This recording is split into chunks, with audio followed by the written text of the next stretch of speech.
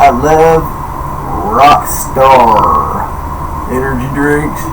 They're not the greatest, but hey, it's all good, man. My fiance, my wife, she told me earlier that when I do the YouTube day in the life, starting tonight at 3 a.m. or whatever it is, that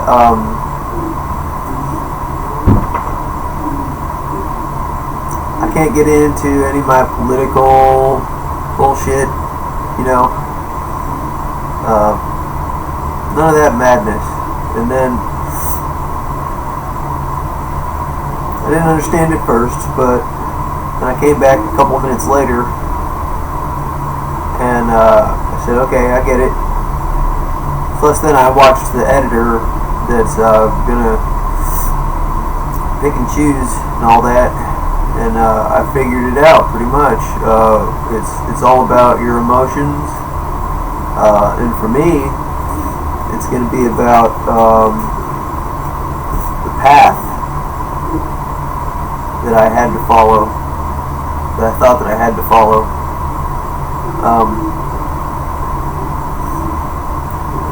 There was a lot of pain, a lot of torment. It was hellish for a long time. I was on the street. I was a fucking nomad. I eventually found the rainbow people, you know. That was just a life-changing event. God, I could talk stories like that about just days of stories on that stuff. Oh, I gotta go and get the cinnamon rolls for her. I'll be right back. You guys can watch my cats for a minute for me, please.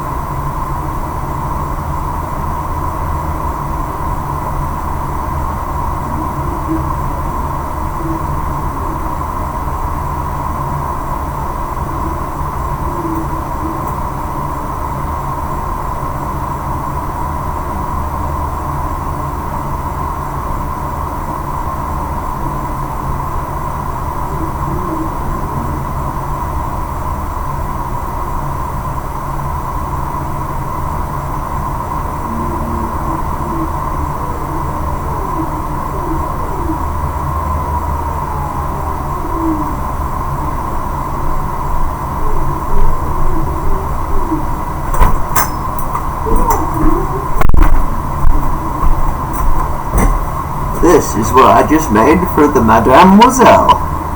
Yes?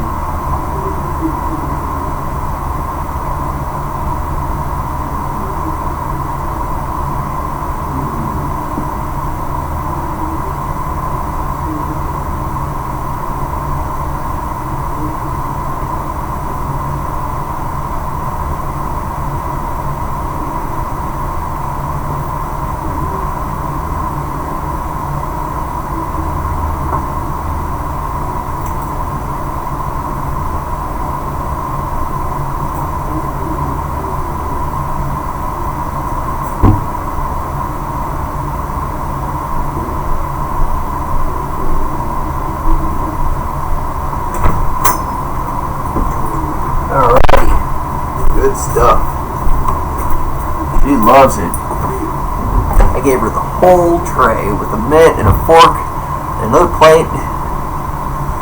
She can get as much as she wants. Because I love her. Yeah. Judy saved my life, and I saved hers. It was just an accident of fate, I guess. You know, I mean, I believe in fate. I believe in destiny. I believe in all of that. I believe in gifts from God falling out of the heavens and landing in your palms when you're sitting in lotus. You know, I discovered that long time ago. Went to prison for an armed robbery in 2001. That's where I discovered my gift for art. And according to my philosophical, spiritual, theological, and divinatory understanding at that point, it was like a gift from God. Precisely. And I realized it because there was a kid, he was 19, and he was doing 40 years for a sophisticated jewelry store robbery. Lost his life when he got caught. Sad. He was trying to be an artist, you know. I wasn't an artist at the time. I tried to give him some constructive criticism. I guess it came out wrong in his mind or whatever, because he told me, well, you can't talk if you can't fucking draw. I love challenges. Yep. So it took me 10 days to do my first graphite portrait, and it came out like a photocopy. Some of the inmates were like, "How did you break into the photocopy room?" I said, "No, man, let me erase a little piece of it so you can see that it's an actual drawing." That was when I realized that it was a gift from God that fell out of heaven right into my lap. I used it in all the wrong ways for years and years and years. Became tied up in cartels and kidnapped I don't know how many times. Like, people used to kill each other to get further up in the line. The gang leaders would offer skipping N-word money. And if the person didn't accept the money, they would get ganked. And then the gang leader would get up in the first spot. You know? It was a mess. Then one of my best friends, he told me, he said, "When you get out, Ghost, don't become a drug thrall." He was the one that was feeding me all the drugs in the prison, you know. I gave him some masterpiece work in return for putting me on the best wing on the compound, all the protection that I needed. That was 7 years into that deal. And anyways, that was 2010 when I got released and went to Miami and got caught up with more cartels. 2013 when I got caught up in more cartels in Lee County. Anyways, it wasn't until 2017 and 2 more failed marriages that I had to escape from Southwest Florida. And I hit the road. It was 2018 or 17 or 16. I can't remember exactly the year. But I found the Rainbow Tribe, the hippies and the Indians, out in the woods, by accident again, fate and destiny again, you know. And but my entire life I've been trying to figure out how to heal my broken past. And my problem was that I was trying to heal everyone else instead of myself. Yeah. And then fate and destiny came back in when I met Judy. She was just a genuine person in a terrible situation. And her dogs were the ones that attracted me in her general vicinity at first. Because I love animals. I love everything. I love everyone. Always have. I'm just like that, you know?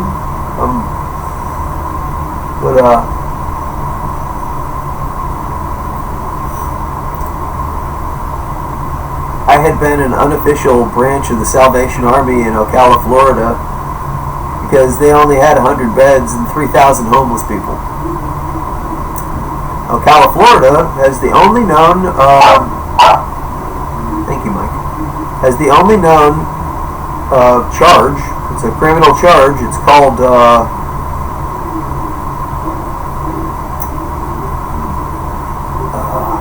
outdoor lodging. Yeah. You go to jail for falling asleep on a bus bench or under a bridge, and the mayor sends the police out to find all of these scum that are homeless and drug addicted and hiding. So I found a fairly intelligent spot that was close to a lot of resources, and I started accepting people. I started with a food stamp card. This is what I learned from the gathering. And I spent my money off the food stamp card and started cooking for people at a campsite that I built. I attracted 150 people in a 9-month period through several locations and several jail sentences. And Judy showed up on the second or the third camp. I seen her sitting there, Salvation Army with the 2 dogs. I heard the story. They were going to make her give the dogs away to the shelter to be euthanized. Her family, her dogs that loved her. I couldn't see that happen. I had to separate the camps too. I sent a camp for drug addicts and alcoholics in one direction, far away. Then I sent the it was elderly and mentally disabled, handicapped, on another camp that was very close to mine. They were both satellites. And our camp, we named it Camp Mensa because I invited only the people that I saw that were trying to help themselves so that I could try to help them. And I attracted all of them there with good food. Classic me. Anyways. So I met Judy, and I invited her there, and she spent her last couple $100 on a nice tent palace. She just said over and over again that I don't know why, but I feel safe and comfortable around you. She said she wanted to give me the tent, stay in the tent with me, and it wasn't anything sexual. Of course, you know, I didn't see any reason, or I suspected deceit, but I couldn't. There was no holes in her story, and so it was just genuine honesty coming from her. About a week later, she asked me the question.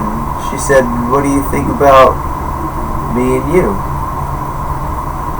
I said, "Well," she said, "I know I'm a little bit older and I ain't the prettiest thing to look at, but," and I said, "Okay, look, I haven't seen any reason to mistrust you, so yes, we can try this, and we'll do this." That was after a week of trading stories, you know, and so now here I am in Iowa.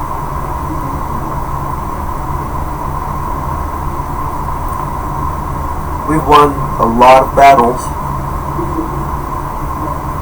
I quit alcohol. It was like a miracle. It was a miracle. It is a miracle. I quit Adderall. That was a miracle. I haven't quit cigarettes yet. I mean, my pipe tobacco, but I still like the mild entheogens from time to time. But yeah, I've got some questions for Ridley Scott, sir. I think I know what you're up to.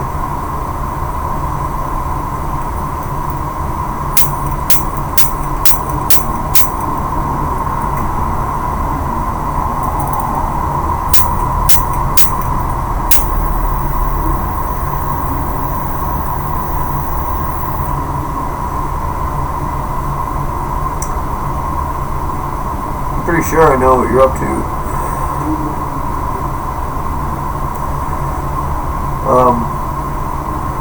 I'd like to collaborate. I think a lot of people will be awestruck when they see the amount of miracles I achieved in such a short period. My grandkids that I never had are moving in here in a couple weeks. My new stepdaughter is moving in here in a couple weeks. My new stepson is moving in here hopefully within a month, something like that. And we're all on the same page. We are here to create a virtual Xenobot assistant educator for us and for the children, so that it can train us to train the children. And the front porch here I converted into what I call the Jungle Book Cubed. It's the ultimate education room. It's going to be a tropical environment with a virtual Xenobot assistant educator.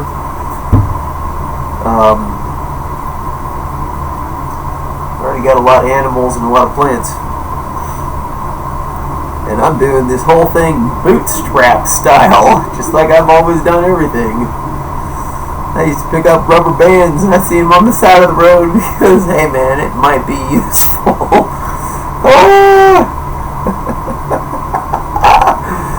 Man. Oh, wow. Yep. So anyways, it's a story about pain, overcoming regret, understanding miracles, ascension, engineering, science and art. It's a story about healing, a story about struggle, a story about overcoming fear. It's all of our stories. And the outcome is going to be amazing.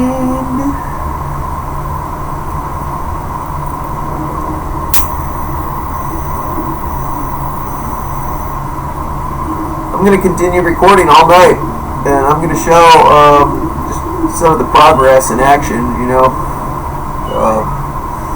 Judy might join us tomorrow afternoon at some point. We'll see. She's in there watching your favorite flicks right now. What's up, Angel? Come here, bud. Come here, kid, bud. Hey, bud. Hey. Don't take it, bud. There. Hey.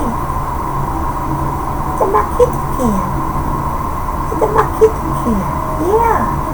What's that Makita kid? Yeah. Come here.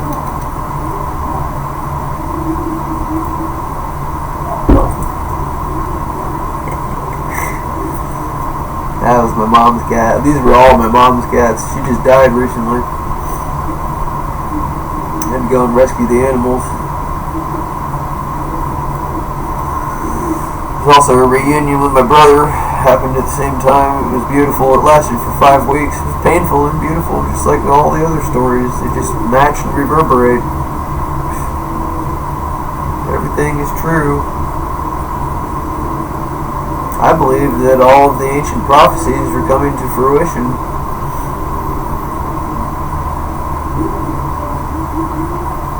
That's my personal belief, though. Our political beliefs can be for another day, I guess, right? Wow. It's the best story that's never been told yet. Oh, and my question for Mr. Scott.